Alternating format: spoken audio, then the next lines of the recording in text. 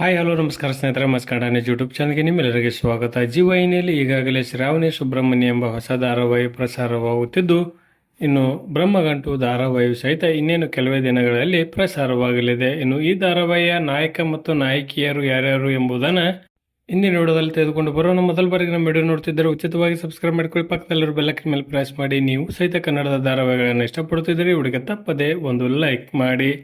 ಬ್ರಹ್ಮಗಂಟು ಧಾರಾವಾಹಿಯ ನಾಯಕರಾಗಿ ಕಲರ್ಸ್ ಕನ್ನಡ ವಾಹಿನಿಯಲ್ಲಿ ನಟನೆ ಮಾಡುತ್ತಿದ್ದ ಪುಣ್ಯವತಿ ಧಾರಾವಾಹಿಯ ನಾಯಕರಾದ ಭುವನ್ ಅವರು ಬ್ರಹ್ಮಗಂಟು ಧಾರಾವಾಹಿಯ ನಾಯಕರಾಗಿ ನಟನೆಯನ್ನು ಮಾಡಲಿದ್ದಾರೆ. ಇನ್ನು ಅದೇ ರೀತಿಯಾಗಿ ನಾಯಕಿಯರಾಗಿ ಕಿನ್ನರಿ ಧಾರಾವಾಹಿಯಲ್ಲಿ ಐಶ್ವರ್ಯ ಪಾತ್ರವನ್ನು ನಿರ್ವಹಿಸಿಕೊಂಡು ಹೋಗುತ್ತಿದ್ದ ದಿಯಾ ಪಲ್ಕಲ್ ಅವರು ಈ ಧಾರಾವಾಹಿಯಲ್ಲಿ ನಾಯಕಿಯಾಗಿ ನಟನೆಯನ್ನು ಮಾಡುತ್ತಿದ್ದಾರೆ. ಇನ್ನು ಅದೇ ರೀತಿಯಾಗಿ ಗೌರಿಶಂಕರ ಸೀತಾವಲ್ಲಭ ಧಾರಾವಾಹಿಯಲ್ಲಿ ನಟನೆ ಮಾಡಿದ್ದ ಕಾವ್ಯ ರಮೇಶ್ ಅವರು ಸಹಿತ ಬ್ರಹ್ಮಗಂಟು ಧಾರಾವಾಹಿಯಲ್ಲಿ ನಾಯಕಿಯಾಗಿ ನಟನೆಯನ್ನು ಮಾಡಲಿದ್ದಾರೆ.